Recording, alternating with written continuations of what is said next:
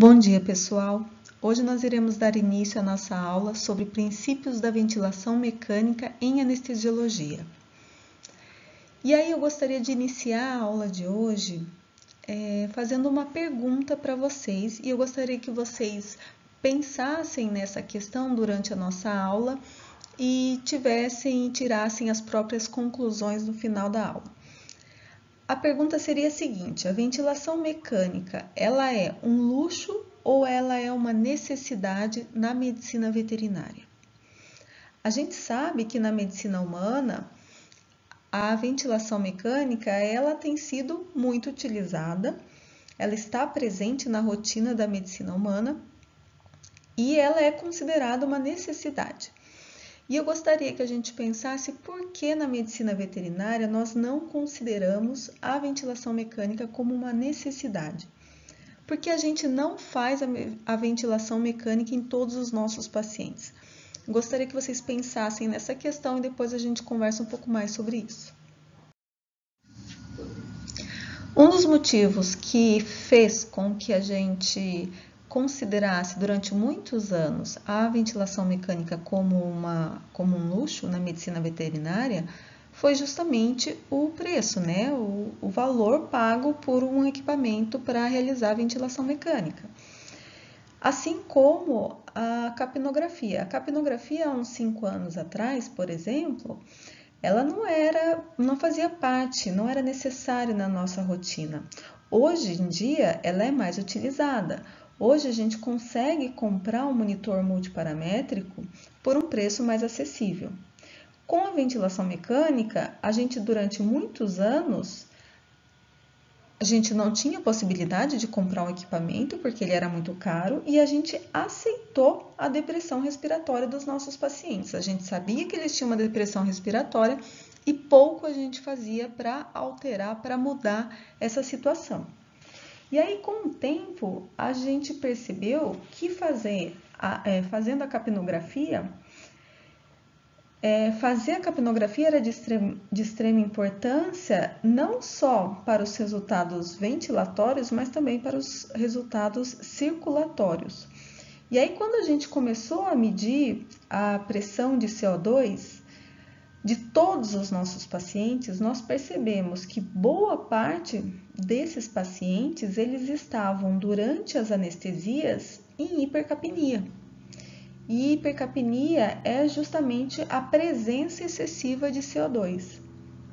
E aí a gente aprendeu que para resolver essa hipercapnia, a gente ia precisar ajudar esse paciente ventilando ele. Então, a gente começou ventilando na mão esse paciente, e aí a gente começou a verificar que talvez essa ajuda nossa não estava ajudando tanto, e aí a gente começou a perceber a necessidade de se utilizar um ventilador para poder auxiliar nessa anestesia do nosso paciente.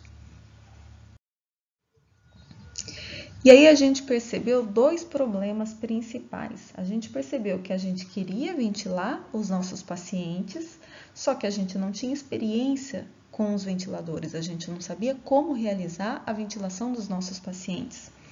O outro problema era com relação aos equipamentos disponíveis. Então, alguns anos atrás, a gente não tinha equipamentos adequados para ventilar os nossos pacientes. E alguns desses equipamentos, eles se mostraram tão ruins a ponto de ser melhor não utilizar, não ventilar o paciente, do que ventilar com um equipamento ruim. E aí, por isso, alguns anos se passaram e a gente optou por não ventilar o paciente.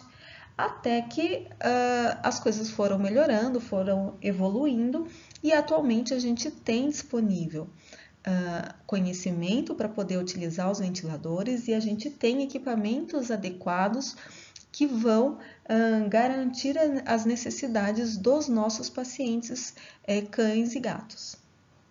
Silvestre, grandes animais também, enfim. Então, nós temos 3 tipos de ventiladores principais. Os ventiladores que ventilam a volume. Esses ventiladores que ventilam a volume, eles conseguem limitar um pouco a pressão, mas eles ele ventila só volume. Geralmente eles estão acoplados ao aparelho de anestesia, então são os ventiladores de Foley. E eles não são considerados muito bons porque a gente não consegue estimar adequadamente a pressão que sai do aparelho. Então, a pressão que sai do aparelho não é exatamente a pressão que chega no nosso paciente, não é muito preciso. Tem uma resistência do circuito até chegar ao paciente e ele não garante, então, que a medição da pressão nos ventiladores de Foley sejam exatos. O mecanismo de funcionamento desses ventiladores não é muito preciso. Nós temos ainda, atualmente, os ventiladores a pressão, que tem um preço mais acessível para que a gente possa comprá-los e eles acabaram mudando o nosso cenário, né? Então, ele só tem uma modalidade ventilatória, basicamente, mas ele nos entrega com uma precisão e nos entrega uma ventilação adequada. Então, são ventiladores com pouquíssimos recursos, mas os recursos disponíveis, eles atendem às necessidades dos nossos pacientes. E aí, se você quer comprar um super ventilador, você pode ainda optar por ventiladores de UTI. Eles têm diversos recursos, muitos recursos mesmos. Eu, sinceramente, não sei utilizar grande parte deles, então, mas tem aí disponível, e se você fizer cursos, se você se especializar, você pode optar por utilizar um ventilador que tenha, assim, vários recursos. Para a nossa realidade aqui, um ventilador a pressão que tenha poucos recursos já satisfaz as necessidades do nosso paciente. E aí a gente vai falar um pouco mais sobre esses tipos de ventiladores na nossa aula prática. Então, só comentando a possibilidade de ter esses ventiladores, a evolução desses ventiladores e como a gente pode utilizar esses equipamentos para agregar valor na nossa anestesia. Valor que eu falo referente à qualidade do serviço que a gente vai prestar para aquele paciente. Então, vamos falar inicialmente sobre as principais funções respiratórias. Importante que a gente saiba quais são as funções respiratórias para a gente poder identificar como esses equipamentos de ventilação mecânica eles vão nos auxiliar e quais são as dificuldades que nós vamos encontrar com a utilização deles. Então, dentre as funções respiratórias, nós temos a troca gasosa, funções endócrinas, de reserva sanguínea, imunológica, filtração venosa, equilíbrio térmico e fonação. Então, a primeira função respiratória é a troca gasosa. Então, a gente elimina o CO2 produzido pelo metabolismo celular e capta oxigênio, e com isso a gente consegue controlar a concentração de hidrogênio, controlando consequentemente o pH. Então, qual é a principal função respiratória? Por que a gente respira? Será que é para captar mais oxigênio? Não. A gente não respira, a principal função da nossa respiração não é captar oxigênio. A principal função respiratória é eliminar o CO2. E aí, quando a gente elimina o CO2, a gente controla o pH. Essa é a principal função respiratória. E a gente respira muito mais oxigênio do que a gente realmente precisa, porque justamente a gente pensa na nossa cabeça que a função respiratória é ter oxigênio, a gente precisa ter oxigênio, e não é isso não é verdade. Na verdade, a gente respira para conseguir eliminar o CO2 e controlar o pH. E aí, quando a gente dá oxigênio para o nosso paciente, a gente dá oxigênio 100%, está sobrando muito oxigênio, muito. A gente não precisaria de tanto oxigênio para conseguir manter a função respiratória. Mas tudo bem, desde que a gente saiba que a principal função respiratória é justamente eliminar o CO2 e controlar o pH do nosso paciente. Então, nós falamos que a principal função da respiração não é a captação de oxigênio, e sim a eliminação de CO2. E por que será que para o organismo é tão importante fazer um controle tão refinado da eliminação de CO2? Por que é importante que a gente controle tanto o CO2 a ponto de ser mais importante do que a captação de oxigênio? Vamos tentar entender como ocorre essa reação. Então, vamos lembrar, o CO2 ele é produzido pelo metabolismo celular e ele vai combinar com a água, resultando na formação do ácido carbônico. E essa reação ela ocorre em duas vias, né? Ela pode formar o ácido carbônico e o ácido carbônico pode formar o CO2 e a água. E o ácido carbônico, ele é um doador de prótons, né? Então, ele se quebra e resulta na liberação do hidrogênio, do íon hidrogênio, mais o bicarbonato, também em duas vias. Então, a partir do momento que a gente tem um acúmulo de CO2 produzido pelo metabolismo, você tem uma maior formação do ácido carbônico e, consequentemente, uma maior concentração de hidrogênio e uma diminuição do pH. Então, quanto mais hidrogênio você tem, menor é o pH, e aí o seu paciente ele pode fazer uma acidose se ele tiver um excesso de CO2 no organismo. Agora, vamos tentar pensar na condição inversa. O nosso paciente está com uma taquipneia, está respirando mais e, consequentemente, ele começa a eliminar mais CO2. Então, o animal que ele tem uma taquipneia por dor, por exemplo, animais que têm dor, eles tendem a ter uma taquipneia. Então, eles vão eliminar mais CO2, não vão produzir o ácido carbônico ou vão produzir muito pouco, vão deixar de liberar o hidrogênio e, consequentemente, o pH vai subir. E aí, esses pacientes terão uma alcalose. Então, o efeito é oposto, né? E algumas dessas taquipneias, elas podem ser compensatórias. Então, vamos pensar num paciente, por exemplo, que está em sepse. O paciente em sepse, ele tem uma taquipneia. Por que aquele paciente está fazendo uma taquipneia? O que ele está querendo compensar? O paciente com taquipneia por sepse, por exemplo, ele vai produzir uma alcalose respiratória para tentar eliminar esse CO2 e controlar o pH. Então, é um efeito, uma taquipneia compensatória. Ele aumenta a respiração para diminuir o CO2, diminuir a liberação de hidrogênio e, consequentemente, tentar aumentar o pH, para que aquele paciente saia daquela acidose metabólica por conta da sepse. Então, é um mecanismo compensatório. Ou ainda, essa taquipneia ela pode ser primária. Quando o paciente ele não tem uma sepse e ele começa a ter uma taquipneia, ele resulta, então, na alcalose primária. Então, a taquipneia ela pode ser tanto compensatória, no caso de pacientes que têm uma acidose metabólica, ou ela pode ser primária, por estímulo de dor, por exemplo, e aí ele leva o paciente a ter uma alcalose.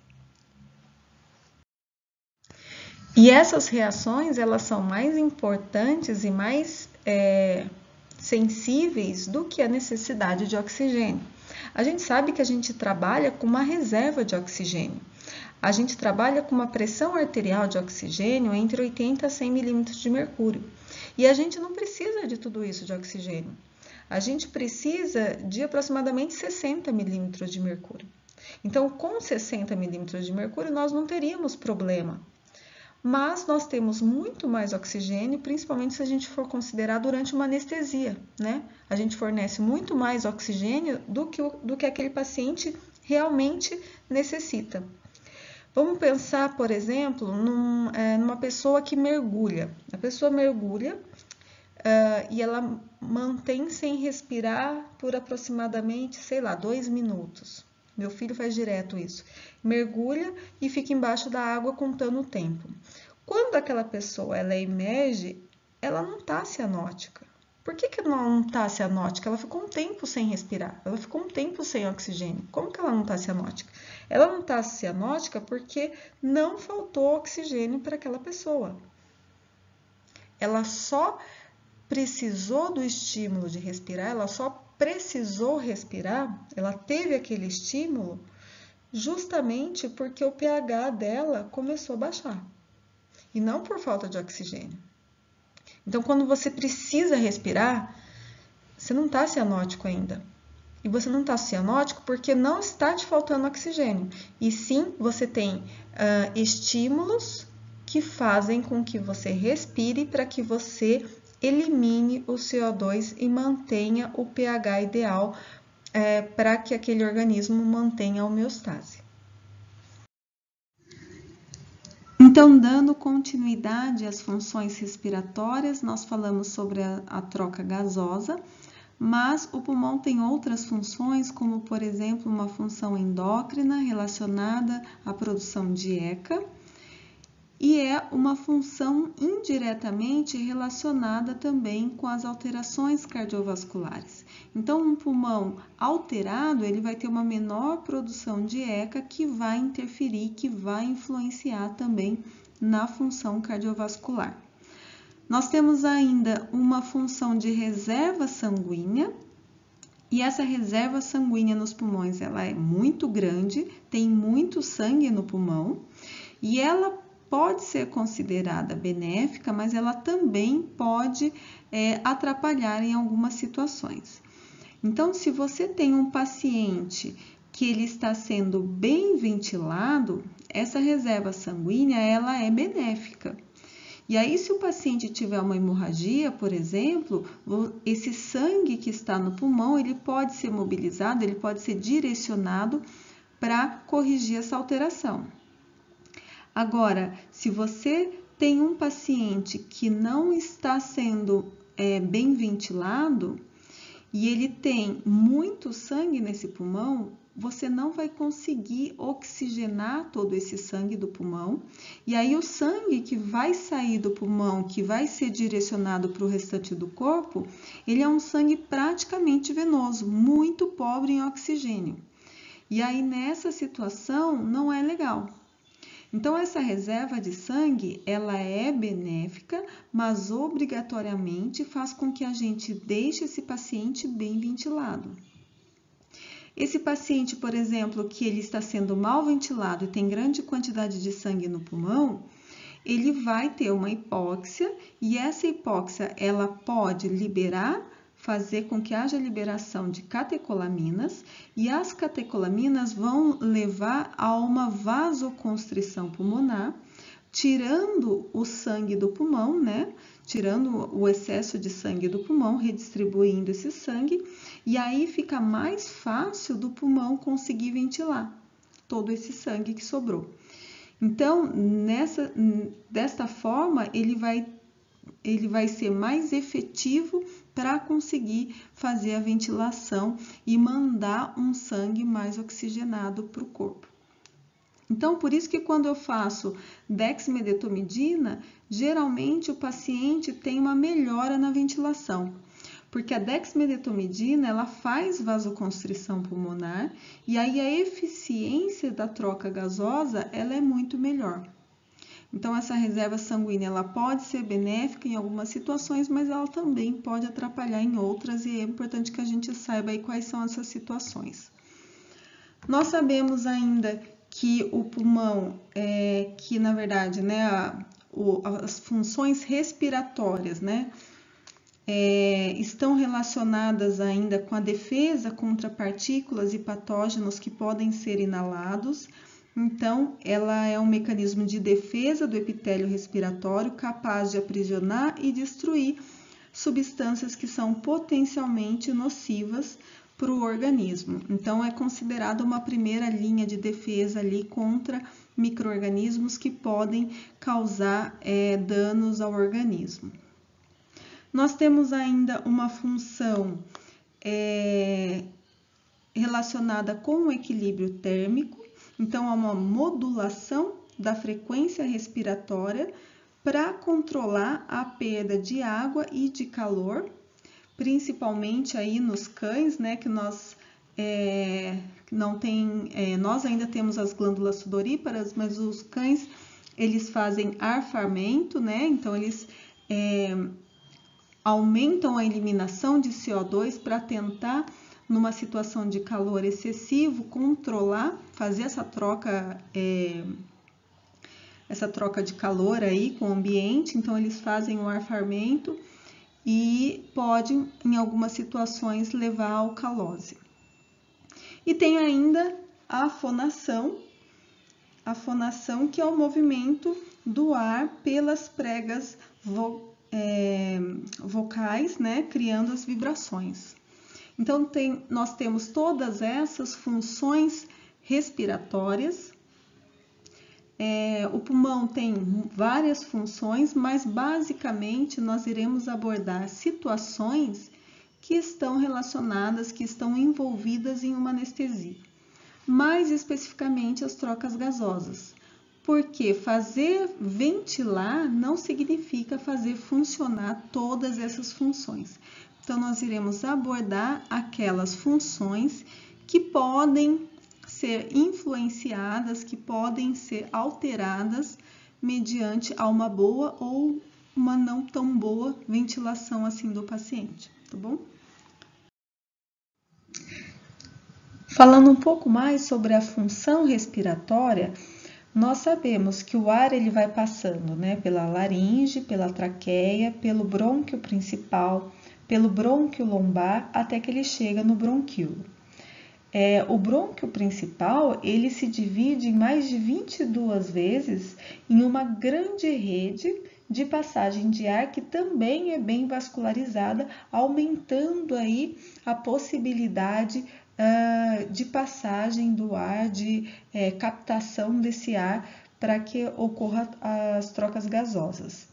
E aí, só depois, quando chega nos bronquíolos, que nós temos ali naquela região os alvéolos, que vai haver a troca gasosa. Então, essa região dos alvéolos é considerada a zona respiratória. Antes disso, a gente considera como uma zona condutora de ar e não uma zona respiratória. E o pulmão, ele permite, quando tem a entrada do gás dentro dele, que ele tenha uma distensibilidade, que a gente considera aí essa distensibilidade como a complacência pulmonar. Então, quanto maior a capacidade do pulmão de se distender, maior a complacência pulmonar. E a complacência ela é bom, quanto mais complacente for, mais ar vai entrar nesse pulmão. E a parede torácica, ela também tem uma complacência, mas ela não é tão complacente quanto o pulmão. E essa baixa complacência da caixa torácica, ela também influencia a complacência do pulmão, que poderia ficar muito mais distendido se não houvesse ali a complacência da caixa torácica segurando um pouco aí. E a caixa torácica, ela tem uma menor complacência ainda em animais obesos, uma menor complacência em animais idosos, animais que apresentam ou apresentaram uma fratura de costela, aquela cicatrização ali pode levar a uma diminuição da complacência. Então, tudo que comprime o diafragma também pode diminuir a complacência da caixa torácica.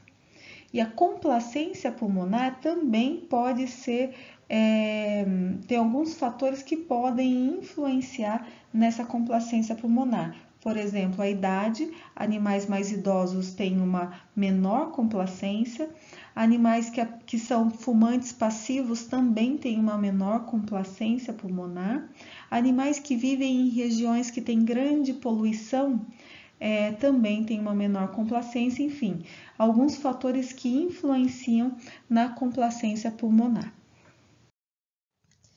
Então, vamos entender também um pouquinho sobre a mecânica fisiológica da respiração, porque a gente pode usar a musculatura respiratória para fazer uma troca gasosa mais eficiente.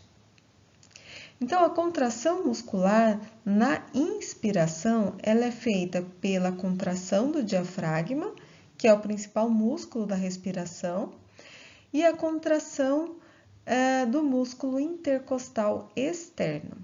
Então, vamos pensar de que forma que isso ocorre. O diafragma, ele é um músculo que está grudado ali no final da caixa torácica, e quando você contrai o diafragma, há um aumento da caixa torácica. E a contração do músculo intercostal externo faz com que o tórax levante, também aumenta a caixa torácica, aumenta o diâmetro da caixa torácica e aumenta o volume do tórax. Quando você expande a caixa torácica, você causa ali uma pressão negativa dentro do tórax, porque o tórax ele é todo fechado, exceto ali na região da glote, o tórax ele é inteiro fechado, então quando você expande o tórax, você cria uma pressão negativa e isso facilita a entrada do ar. Então, vai entrar o ar ali até que essa pressão fique em zero. Esse daí é o objetivo da respiração. Então, a entrada do ar, ela não é passiva, ela é ativa. Contrai a caixa torácica e cria uma pressão negativa e o ar entra no pulmão. Nesse momento que o ar entra no pulmão, por ser uma contração muscular, a tendência é ter um relaxamento. E aí eu ativo a expiração e na expiração você tem uma contração de músculos abdominais e uma contração do músculo intercostal interno, criando assim uma pressão positiva e o ar vai sair. Essa é a mecânica fisiológica da respiração que nós vamos alterar, né, durante a ventilação mecânica, e esse é o grande problema da ventilação mecânica. Ela não é fisiológica, e tudo que não é fisiológico pode causar problema. Então, a ventilação mecânica, ela não obedece os parâmetros fisiológicos da respiração. E por isso a gente precisa tomar muito cuidado e utilizar ela a nosso favor para que a gente não gere problemas adicionais nesse animal. Vamos falar agora sobre alguns conceitos e alguns termos que são frequentemente utilizados na ventilação mecânica e que estão relacionados com volume e capacidade pulmonar. Então, a cada ciclo respiratório que executamos e que os nossos pacientes também executam, um certo volume de ar entra e sai das nossas vias respiratórias durante a inspiração e a expiração, respectivamente. Então, se a gente pensar em uma pessoa em repouso, ele tem uma expansão torácica muito baixa. Então, cada vez que ele vai respirar, muito pouco do tórax se movimenta e essa quantidade de ar que entra no pulmão em uma respiração, a gente denomina de volume corrente. Então, o volume de ar inspirado em cada respiração é o volume corrente e a gente utiliza a sigla VT para denominar o volume corrente. Então, num paciente em repouso, um paciente jovem, saudável, adulto em repouso, vai entrar cerca de 6 ml por quilo durante cada ciclo. Então, vai entrar de ar para essa pessoa 6 ml por quilo durante a inspiração. Então, 6 ml por quilo, se o paciente tem 100 quilos, seria 600 ml de ar durante cada um desses ciclos. E esse volume de ar que inspiramos, normalmente a cada ciclo, corresponde então ao chamado volume corrente. Além do volume corrente, que é inspirado em uma respiração normal, numa situação de necessidade, nós podemos inspirar um volume muitas vezes maior numa inspiração forçada e profunda. Tal volume é chamado de volume de reserva inspiratório e corresponde aproximadamente a 3 litros de ar num jovem que é saudável, adulto, conforme comentado anteriormente. Então, se, por exemplo, a gente pegar aquele paciente que estava em repouso e fazer com que ele suba e desça algumas escadas, ele vai ficar um pouco mais ofegante e vai precisar fazer uma respiração diferente, né, um pouco mais forçada e profunda, e aí nesse sentido ele vai respirar mais, vai precisar de mais ar, e aí a gente denomina esse volume a mais que ele vai precisar, que ele vai utilizar, de volume de reserva inspiratório. Então, esse volume de reserva inspiratório é tudo que eu consigo respirar além do volume corrente normal. E a gente tem ainda o volume de reserva inspiratório somado ao volume corrente, correspondendo ao que chamamos de capacidade inspiratória. Então, a capacidade inspiratória seria o volume mais o volume corrente mais o volume de reserva inspiratório, e com relação ao volume seria aproximadamente 3,5 litros aí a soma desses dois. Então, da mesma forma, se a gente desejar, podemos expirar profundamente. Então, além do volume que normalmente expiramos em repouso, um maior volume de ar pode ser expirado e é denominado volume de reserva expiratório. E mesmo após uma expiração profunda, um considerável volume de ar ainda permanece no interior das nossas vias aéreas e dos nossos alvéolos. E esse volume que fica mesmo após a expiração, trata-se do volume residual. Então, o volume de reserva inspiratório somado ao volume corrente mais o volume de reserva expiratório corresponde à capacidade vital. Então, um outro termo aí que a gente vai utilizar, capacidade vital. E, finalmente, a soma dos volumes correntes de reserva inspiratório, de reserva expiratório, mais o volume residual, corresponde à nossa capacidade pulmonar total. Então, aqui vamos tentar visualizar a representação aí desses volumes e capacidades pulmonares. Então, inicialmente, a gente tem o tidal volume, que é o volume corrente, né? Então, que é o volume de ar inspirado normalmente a cada ciclo respiratório, e aí a gente utiliza a sigla VT, que é justamente de tidal volume. Esse volume corrente, então, é o ar que a gente inspira a cada ciclo respiratório. E quando nós temos uma necessidade maior, de um volume maior, por exemplo, numa inspiração forçada e profunda, aí a gente chamaria então de volume de reserva inspiratório. O volume de reserva inspiratória é essa primeira seta aqui, próxima aos valores em ml. E aí nós teríamos ainda o volume de reserva inspiratório somado ao volume corrente, que corresponderia então à capacidade inspiratória, ou seja, tudo aquilo que eu consigo respirar além do volume corrente, e a capacidade respiratória também está representada aqui nessa imagem. Da mesma forma, se desejarmos, nós podemos expirar profundamente, além do volume que normalmente expiramos em repouso, e um maior volume de ar, que é denominado volume de reserva expiratório. O volume de reserva expiratório também está aqui abaixo da linha tracejada, mostrando aí esse volume. Temos ainda o volume residual.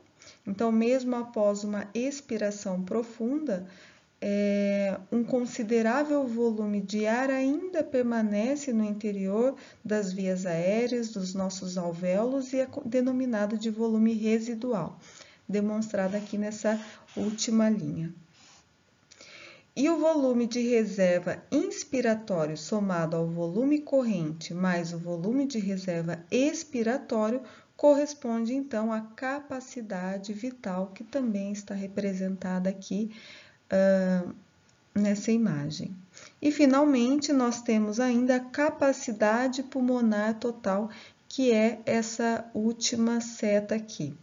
Então, a capacidade pulmonar total seria justamente a soma de todos os volumes correntes da reserva inspiratória, da reserva expiratória e mais o volume residual. Então, tudo isso seria a capacidade pulmonar total desse paciente ou dessa pessoa.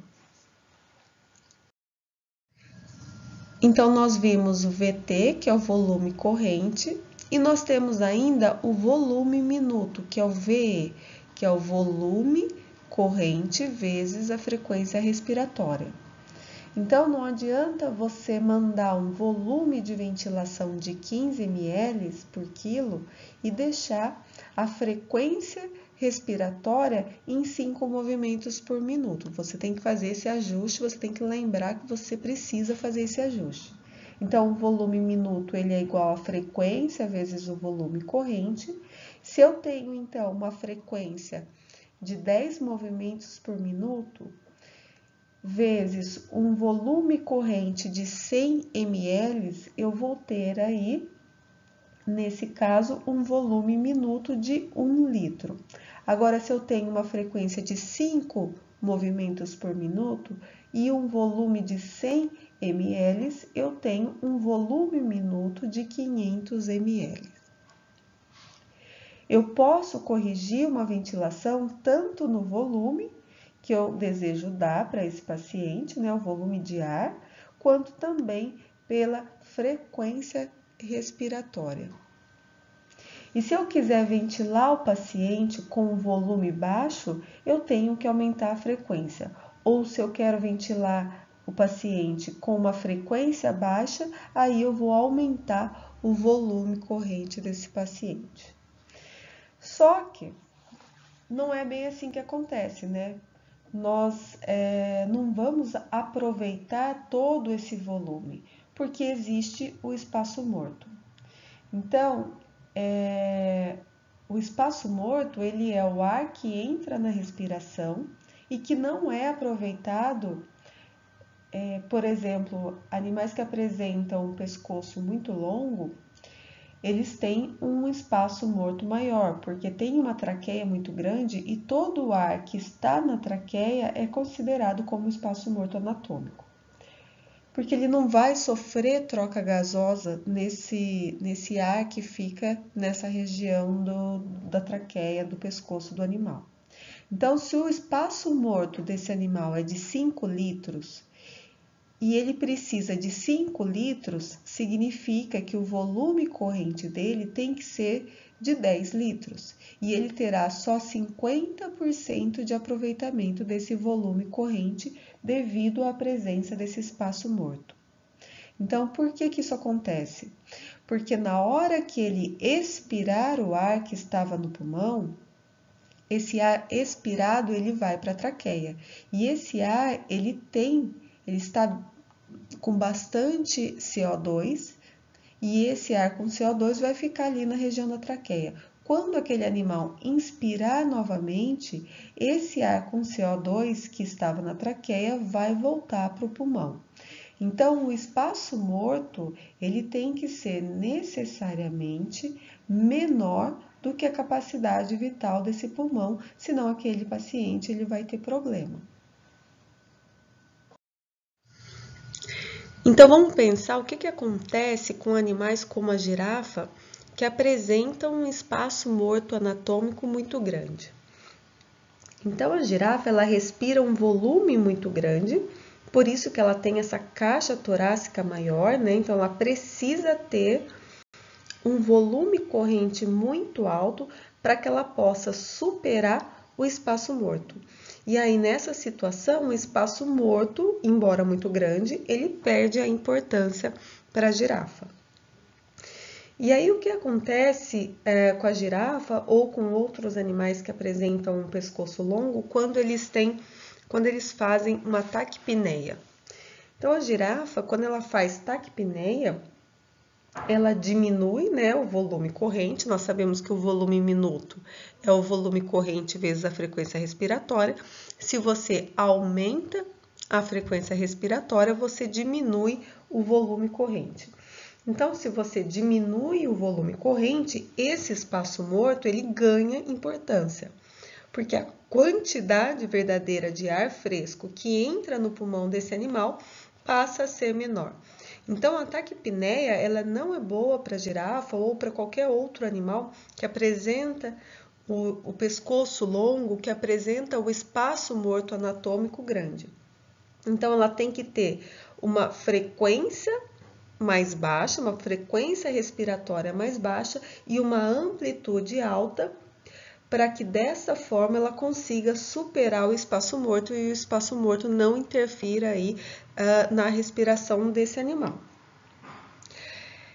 Então, a gente precisa pensar, quando a gente vai calcular o volume minuto para aquele paciente, a gente precisa pensar que tem esse espaço morto, que é o espaço morto anatômico, e além do espaço morto anatômico, nós temos ainda o espaço morto adicionado pelo circuito anestésico. Então, a gente ainda tem outras situações que aumentam esse espaço morto. Então, vamos pensar agora num animal que tem hipercapnia, então tem um aumento de CO2 nesse paciente, e aí a gente está ventilando esse paciente. E aí eu quero corrigir essa hipercapnia. Para corrigir a hipercapnia, a gente pode aumentar a frequência respiratória, né? Então, se a gente aumenta a frequência respiratória de um paciente, ele vai mandar mais sangue oxigenado e vai retirar esse CO2 do organismo. Então, dessa forma, a gente conseguiria controlar, diminuir, né, reduzir esse CO2 do paciente. Só que quanto mais eu aumento a frequência respiratória, menos eu vou ter um volume aproveitável pelo pulmão, porque proporcionalmente o espaço morto ele ganha importância quando a gente aumenta a frequência respiratória.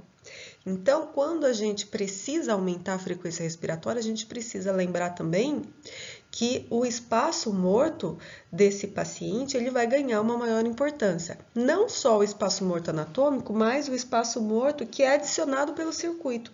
Então, se você pega um paciente, coloca ele num traqueotubo, e esse traqueotubo ele está 2/3 para fora da boca do animal, isso é o espaço morto. Depois do traqueotubo ainda a gente coloca o capnógrafo, que também é espaço morto. Depois do capnógrafo a gente coloca a entradinha de oxigênio, o engate para o oxigênio, que é o espaço morto também. Depois a gente coloca os sensores de pressão do ventilador. Todo esse esquema é considerado espaço morto. Além do espaço morto do circuito anestésico, né? Se você está fazendo uma anestesia inalatória, você tem o baraca, você tem a válvula expiratória, enfim, você tem todo aquele circuito que também agrega ali no espaço morto. Então, agora a gente pensa num animal de 2 quilos, por exemplo, um gato de 2 quilos. Você tem um espaço morto desse circuito aí muito maior do que o espaço morto anatômico daquele gato. Então, por isso, muitas vezes a gente precisa lembrar desse espaço morto e tentar controlar, diminuir ele quando for possível. Por exemplo, muitas vezes a gente corta o traqueotubo para poder diminuir esse espaço morto. E tudo que a gente puder fazer para reduzir esse espaço morto é bem-vindo, melhora a qualidade da nossa anestesia, da nossa ventilação, justamente porque diminui a interferência do espaço morto no sistema, né? E nós temos ainda o espaço morto alveolar. O que seria o espaço morto alveolar? São alvéolos que estão sendo ventilados, então eles estão recebendo oxigênio, mas eles não estão sendo perfundidos por sangue. Então, nós temos uma quantidade de alvéolos que recebe oxigênio, que é ventilado, mas não perfunde, mas não passa sangue por esses alvéolos. Então, Se eu for pensar, se eu for medir a pressão arterial do meu pé e a pressão arterial da minha cabeça, será que a pressão arterial nessas duas regiões do meu corpo são iguais? Não, né? A pressão arterial do meu pé é mais alta do que a pressão arterial na minha cabeça. Isso porque a gravidade faz com que a perfusão do pé seja maior do que a perfusão da cabeça. Então, para o pulmão é a mesma coisa. Se eu tenho uma pressão maior na parte de baixo do que na parte de cima, eu vou ter uma perfusão melhor na parte de baixo do que na parte de cima. É claro que essa diferença de pressão ela é muito pequena, mas faz com que a perfusão do pulmão na parte de baixo seja melhor do que na parte de cima. Isso em humanos, né? Nos cães, a gente tem uma perfusão melhor na parte ventral do que na parte dorsal do pulmão. Então, como eu falei, esse espaço morto alveolar, ele não tem importância alguma na função da ventilação desse paciente. Ele não afeta a função da ventilação do paciente. Mas, se eu tenho, por exemplo, um paciente hipotenso, aí vai faltar sangue, e se falta sangue, a região superior, mais dorsal do pulmão desse paciente, vai ser prejudicada. Então, nesses casos, em casos de hemorragia, as regiões mais superiores do pulmão ficam com uma menor circulação.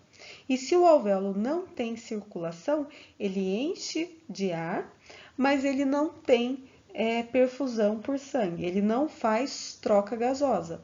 Então, nesse caso, nós chamamos esses alvéolos de espaço morto alveolar.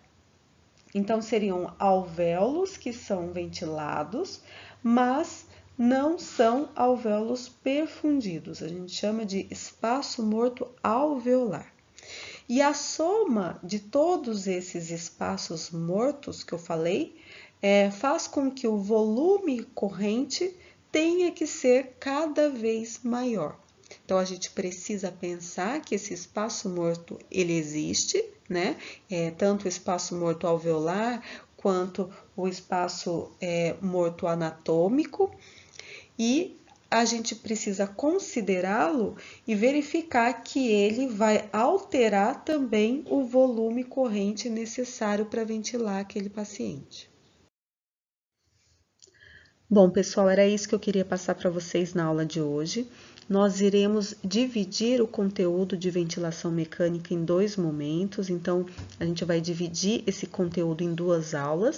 A primeira aula é essa que eu acabei de finalizar, e na semana que vem nós iremos finalizar todo o conteúdo de ventilação mecânica e até mesmo com a aplicação prática desse conteúdo.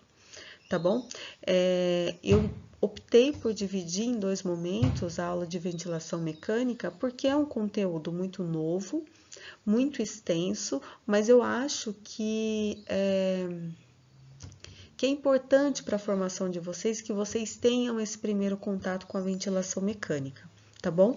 Quando a gente puder retornar às nossas aulas práticas, nós iremos aplicar todo esse conteúdo, nós iremos utilizar a ventilação mecânica e eu quero que vocês saiam daqui sabendo utilizar e isso coloca vocês muito à frente do que a maioria dos veterinários.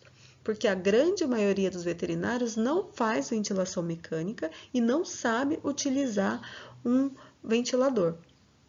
Então, vocês vão sair daqui mais preparados para conseguir utilizar todas essas técnicas aí que vocês têm disponível, tanto a ventilação quanto a ativa, a piva, vocês vão conseguir ter um pouco mais de experiência para que vocês possam utilizar essas técnicas de acordo com a necessidade do seu paciente, tá bom? Então, eu agradeço a atenção de vocês e até semana que vem.